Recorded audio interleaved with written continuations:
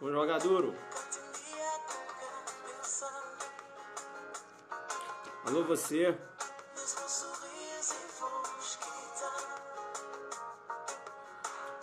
Vai convidando os amigos aí, né? Alô, você.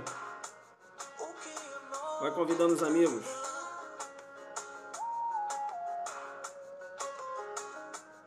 É isso aí, né?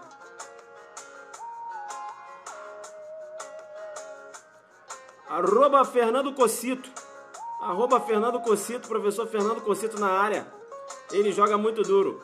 Você tem que seguir lá, né? Arroba professor Fernando Cocito. Sempre com um tema muito importante na órbita da polícia judiciária, né? Ele joga muito duro aí, ó. Apareceu aí o professor arroba Fernando Cocito. Aí, ó, arroba Fernando Cocito, né? Tem que seguir o prof, beleza? Tem que seguir o prof lá. É isso aí, né? Boa noite, vamos jogar duro.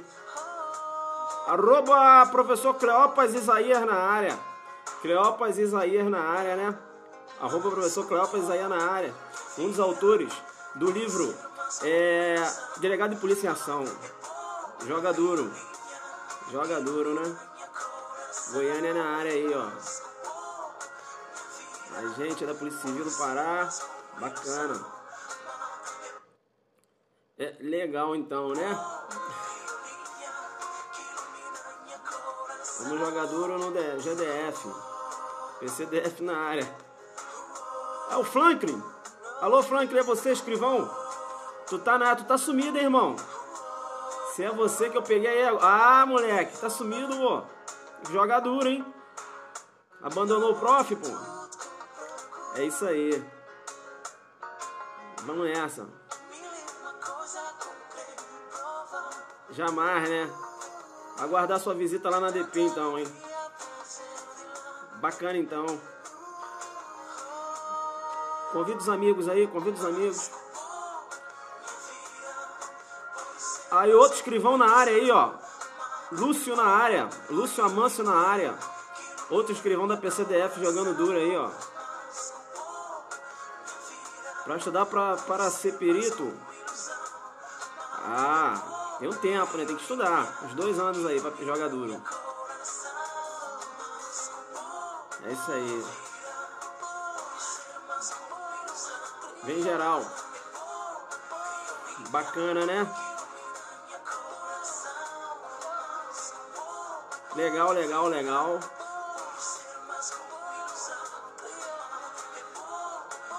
Isso aí.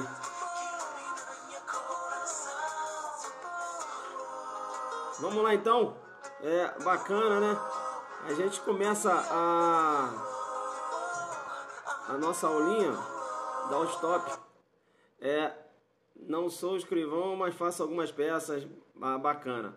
A gente começa a nossa aulinha aqui, e aí o que eu quero falar para vocês, né? Perceba, essa aula era para acontecer lá no IG do Saber Mais Direito, né?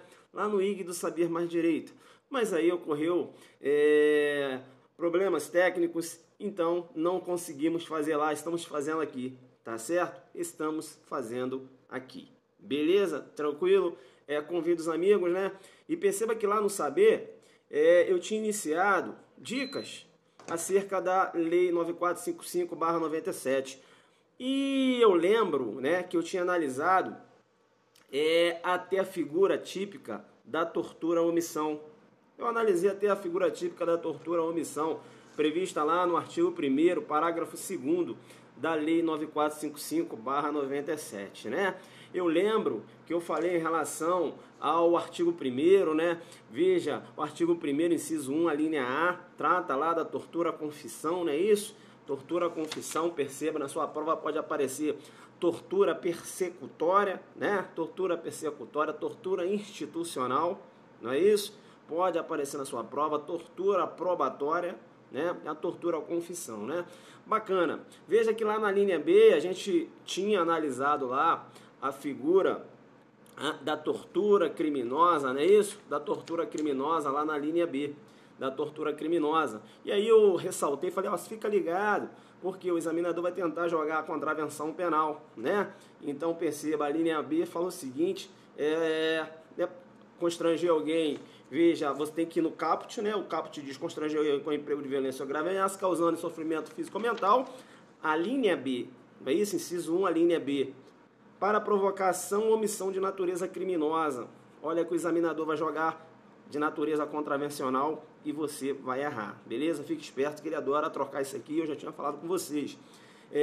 Tá. Uma corrente doutrinária entende que contravenção também deveria entrar. Veja que essa corrente é minoritária, beleza? Essa corrente é minoritária.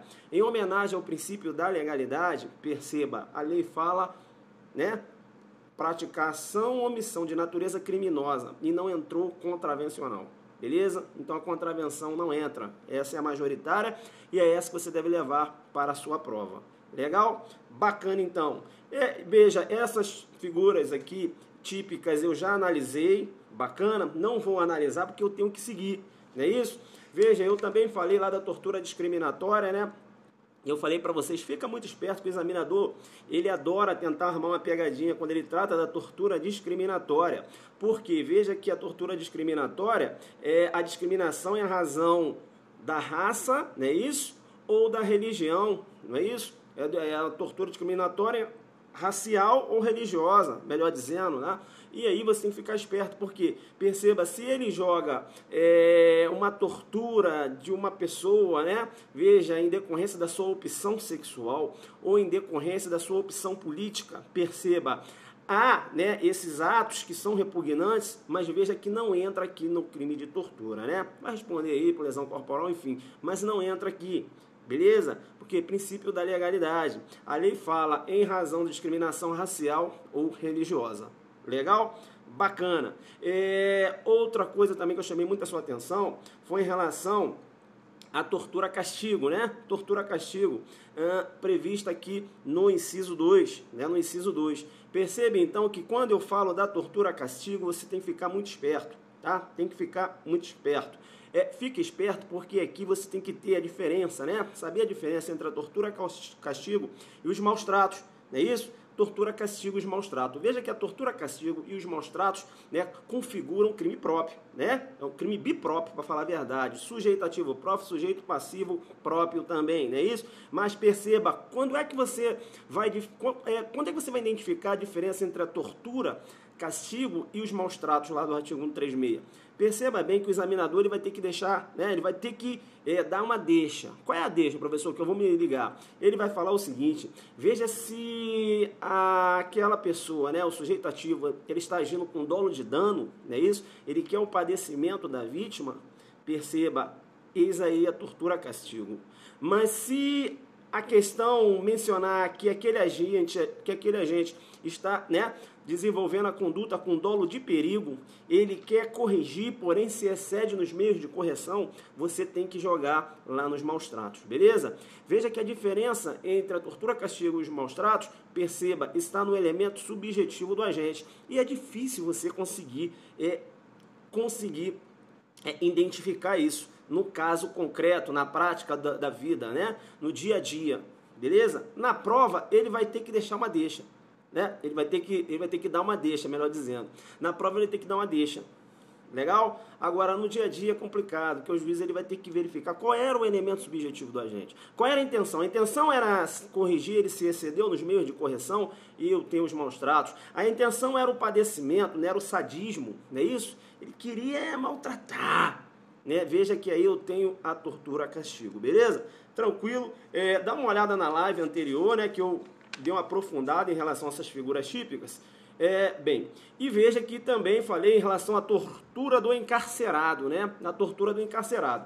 Na tortura do encarcerado, a figura típica lá do parágrafo 1º, eu vou chamar sua atenção porque, perceba, lá na tortura do artigo 1º, que eu tenho a tortura eu tenho a tortura confissão, eu tenho a tortura crime, né? Eu tenho a tortura discriminatória. Perceba, o artigo 1º, ele diz o seguinte: veja, as elementares violência e grave ameaça estão presentes lá no artigo 1º, é isso?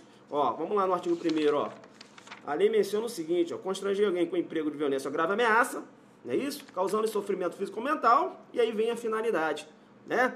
A linha A, né, com o fim de obter informação, declaração ou confissão da vítima ou de terceira pessoa. A linha B, para provocar ação ou omissão de natureza criminosa. Lá na linha C, ele trabalha, veja que eu tenho que raciocinar com a motivação, porque na verdade ele tem uma motivação, não uma finalidade.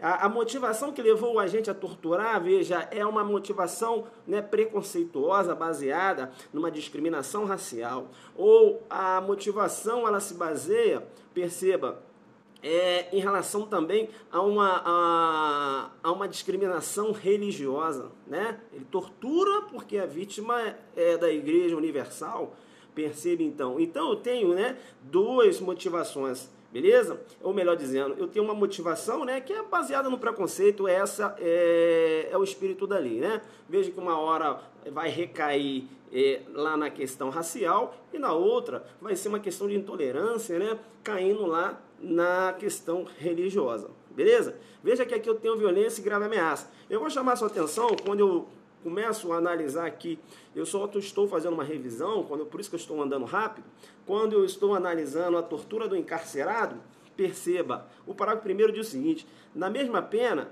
né, na pena da tortura castigo, ele fala, na mesma pena incorre quem submete a pessoa presa sob medida de segurança a sofrimento físico ou mental por intermédio de prática de ato não previsto em lei ou não resultante de medida legal. É a tortura do encarcerado. Perceba que aqui não há a presença das elementares violência ou grave ameaça. Beleza? Não há a presença das elementares violência e grave ameaça. Deu para ver aqui? Então ele vai falar que lá na tortura encarcerado há necessidade, né, das elementares violência e grave ameaça quando não há necessidade. Beleza? Fique esperto. E outra coisa também, antes de passar aqui para o parágrafo segundo, aí a gente continua a aula, veja que na tortura, no crime de tortura, não há necessidade também da presença de vestígios de ordem o quê? Física. Vestígios de ordem física. Professor, por quê? Porque a tortura pode ocorrer uma tortura psicológica também. Né? E veja que a tortura psicológica, você não vê vestígio de ordem física, ou seja, você não vê lesão aparente, externa. Entenderam ou não? Então, veja, então não há necessidade, os traumas, a colega colocou. Então, veja que não há necessidade para a caracterização do crime de tortura de vestígios de ordem física. Beleza? Tranquilo, importante. Bem, bacana. E aí, eu tinha comentado com vocês em relação ao crime de tortura. Perceba, o crime de tortura na modalidade crime comum, né? Veja, crime comum porque pode ser praticado por qualquer pessoa, não é isso? Via de regra, com exceções aqui que você tem algumas modalidades, né, algumas figuras típicas que configuram crime próprio, como a tortura castigo, a outra tortura agora que eu vou analisar, que é a tortura omissão, né? Eu vou voltar para analisar ela aqui, eu já tinha analisado lá na live de Saber Mais Direito, mas veja que a regra é que a tortura, ela se enquadra como, ela se classifica aí, né, como crime comum, beleza? Como crime comum. Tá. O que é importante, né, é saber que a tortura se classifica aí como crime comum. Isso é importante porque, veja, qualquer pessoa pode ser sujeito ativo da tortura. Então, perceba, lá na tortura à confissão, e eu já falei para você, o exemplo que você leva para sua prova é do policial torturando o suspeito, mas olha que o examinador ele pode aprontar. Ele pode colocar a mulher torturando o marido para que o marido venha confessar uma relação extraconjugal. A mulher ela vai responder pela tortura, né? Confissão, tortura à prova. Ela responde na tortura à prova. E perceba que a tortura, inclusive, pode ser psicológica, né? Conta, né? E ele acaba tendo aquele sofrimento físico, né? O sofrimento mental, melhor dizendo, né? Ela ameaçando, não é isso? Olha que essa mulher ela é autora de tortura à confissão. Não é isso? Veja que ela está torturando o marido para obter dele o quê? Uma confissão, uma declaração. Ela, né, figura aí como autora da tortura. Tortura, confissão, tortura probatória. Beleza? Tranquilo? Muito engraçado, porque isso ocorre. Veja que eu já analisando decisões, vi uma decisão de São Paulo em que o juiz, né? Não, foi nem o juiz, já estava em sede de segundo grau de jurisdição, TJ, né? Estava aqui falando de juiz de piso, mas já, essa decisão ela foi em segundo grau de jurisdição, né? O tribunal, né? Professor, juiz de piso, que é isso? O que é o juiz de piso? O juiz de piso é o juiz de primeira instância. Eu chamo de juiz de piso, é um juiz de piso, que está ali no primeiro piso, beleza? Por isso que eu falo juiz de piso, beleza? Corta para mim aqui. E aí o TJ confirmou a condenação de um marido que tinha torturado a mulher, não é isso? Para obter dela uma confissão de um relacionamento extraconjugal que ela teve, beleza? Ele respondeu na tortura, confissão, beleza? Para obter, né, aquela declaração, informação da vítima, ele torturava a vítima. Então, veja, você trocando, né, colocando a mulher também torturando o marido, pode configurar também, beleza? Então é muito interessante isso, porque veja que a tortura é um crime próprio, né? Qualquer pessoa pode praticar a tortura. E aí eu falei para vocês, fica ligado quando eu falo que a tortura é um crime próprio, veja que a tortura, né, com essa roupagem de crime próprio, veja que ela só é considerada crime próprio ou melhor dizendo, volta. Tortura, via de regra, tá? É um crime comum, né? Tortura é um crime comum, pode ser praticado por qualquer pessoa. Bacana, isso que eu queria dizer. Veja que há exceções, né, na sua modalidade, como sendo crime próprio. Eu falei para vocês aqui as espécies em que seriam crime próprio. A tortura castigo, a tortura omissão, que a gente vai analisar agora. Então, a tortura como crime comum, é isso que eu queria dizer. Veja, ela só tem essa previsão, né, essa classificação de crime comum aqui no Brasil. Veja que nos outros países a tortura é considerada um crime próprio. Ela só pode ser praticada por agente público. É por isso que eu chamo a tortura de crime jabuticaba. Crime jabuticaba. Professor, que jabuticaba por quê? Porque a tortura como crime comum só tem no Brasil. Então, veja, a jabuticaba, né, ela só tem no Brasil. Então, por isso que eu chamo a tortura de crime jabuticaba. Beleza? Importante, eu já tinha falado isso, aí eu volto porque eu também tenho que falar da teoria do cenário da bomba relógio. Quando eu falo da teoria do cenário da bomba relógio, e aí eu estou falando da tortura, por isso que eu quero falar um pouquinho só dessa teoria rápida que você tem aí, perceba bem, teoria do cenário da bomba relógio. Teoria do cenário da bomba relógio é uma teoria aplicada lá nos Estados Unidos, sobretudo após, né, os ataques de 11 de setembro. Veja que é uma relativização, uma possibilidade do uso da tortura como meio, né, de produção de provas.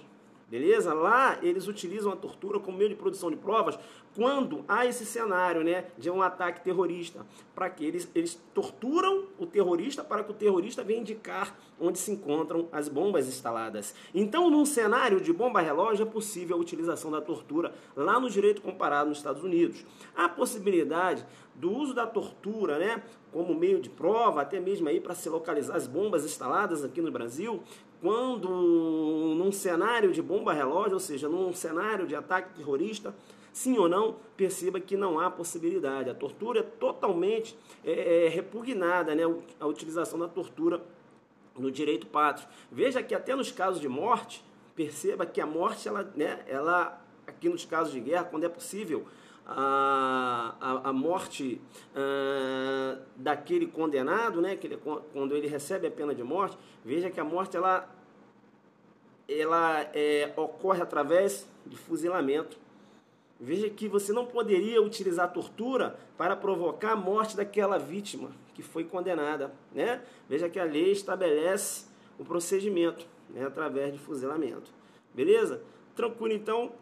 A gente passou aqui rápido, falei rápido, porque, veja, eu já dei uma entrada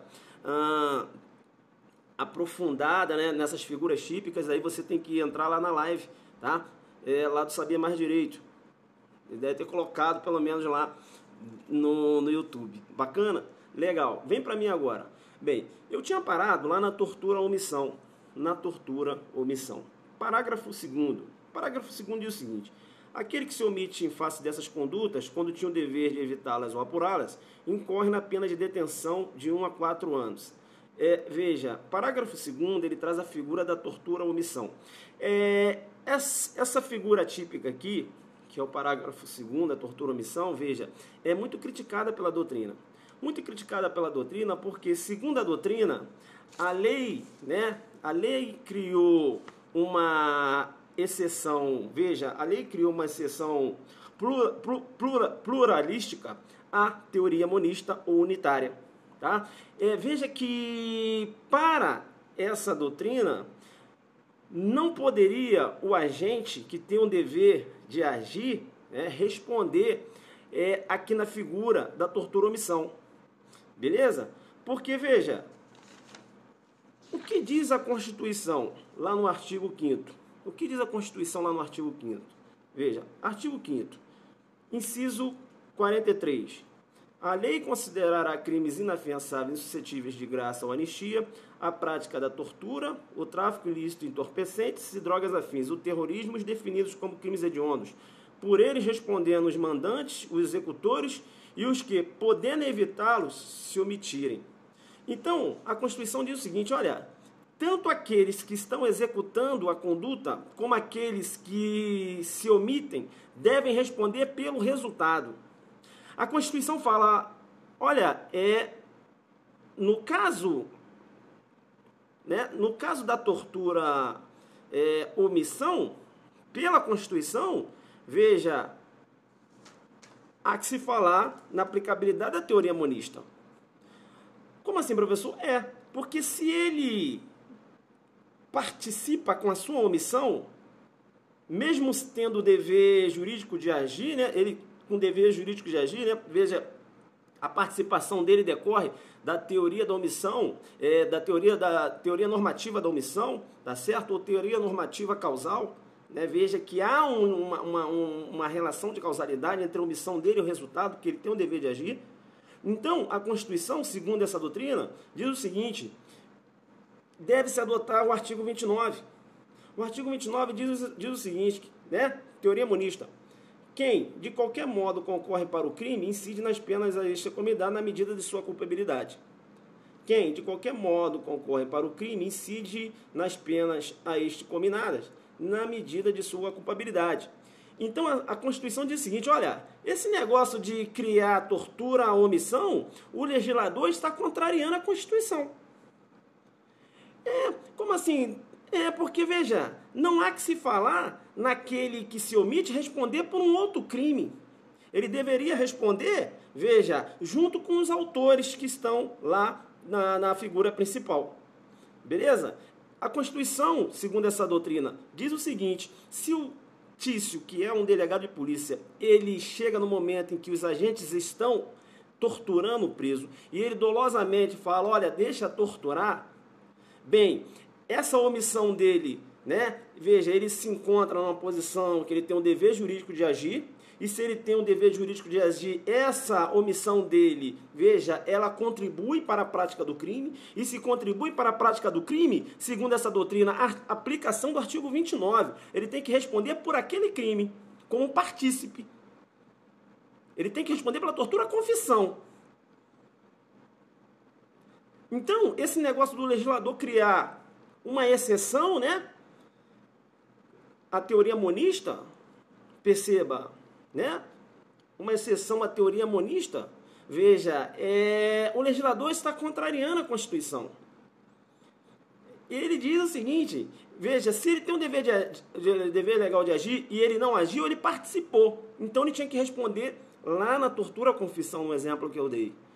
Beleza? Essa doutrina defende, então, que o legislador andou mal ao criar a figura da tortura omissão com uma pena diferente. Não é isso? Veja que aqui seria uma exceção à teoria monista.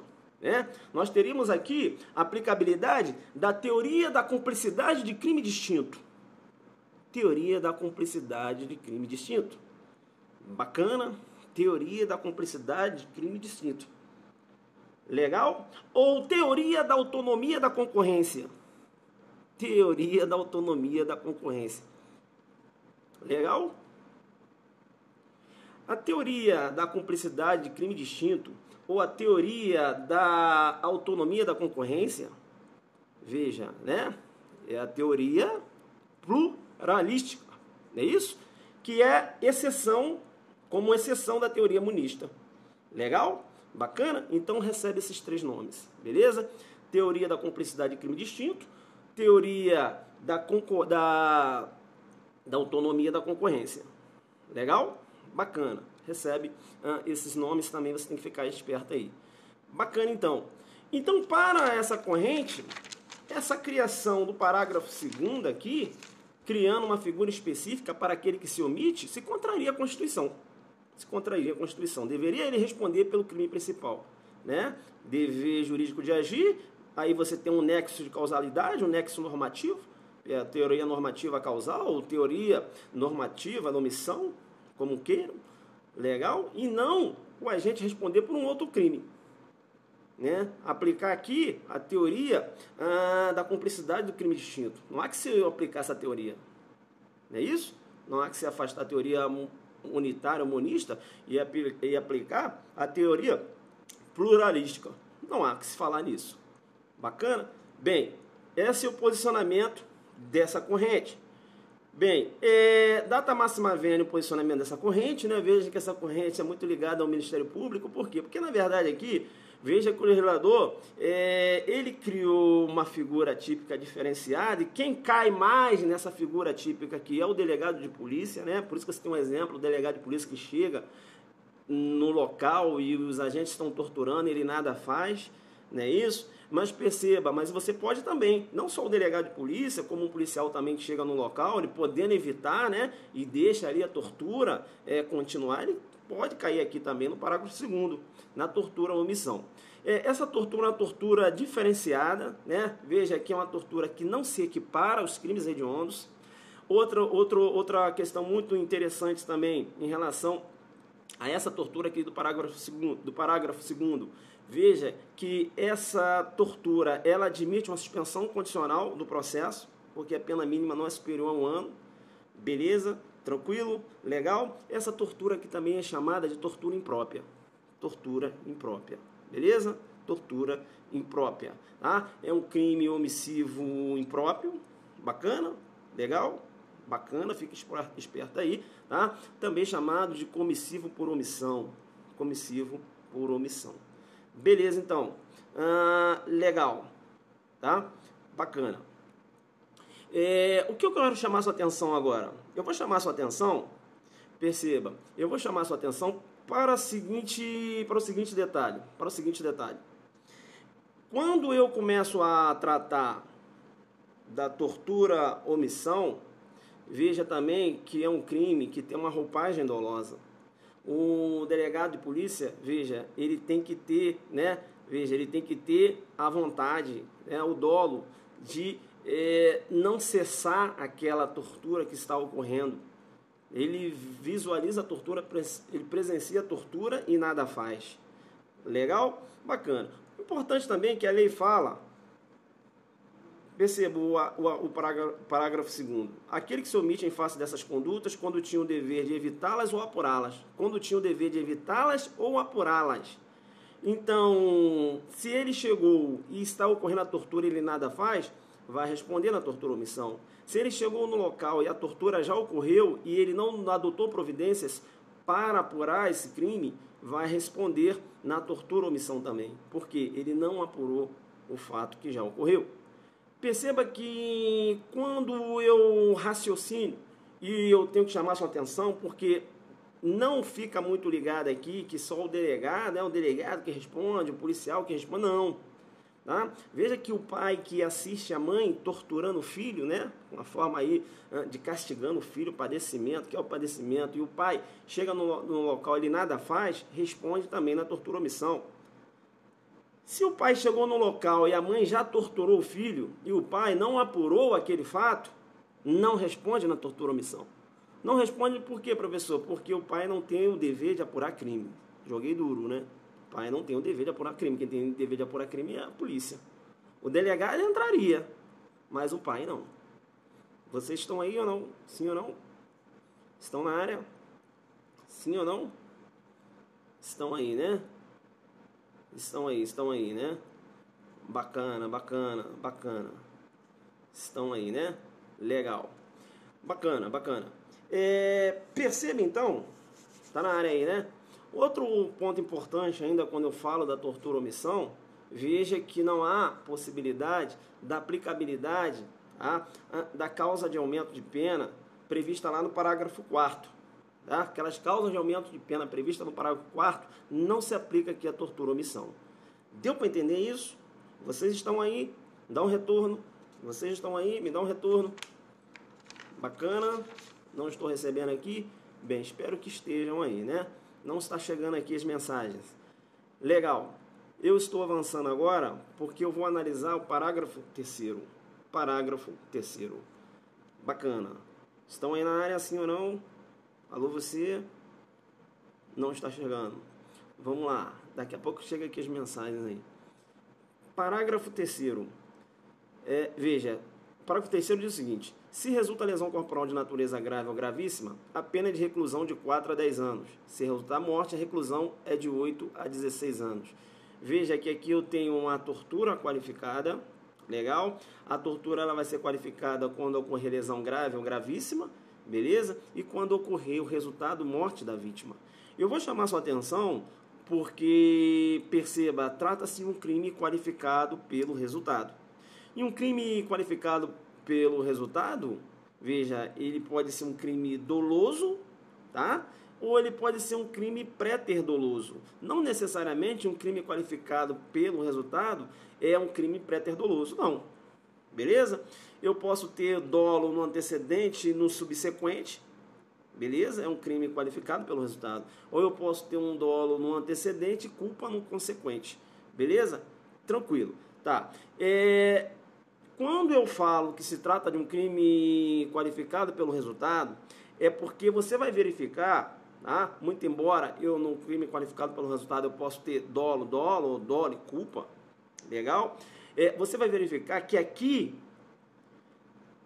quando eu trato da morte da vítima, eu vou falar em relação à lesão corporal grave ou gravíssima, que aqui você tem discussão, mas quando eu trato da morte da vítima, esse crime é necessariamente pré-ter-doloso.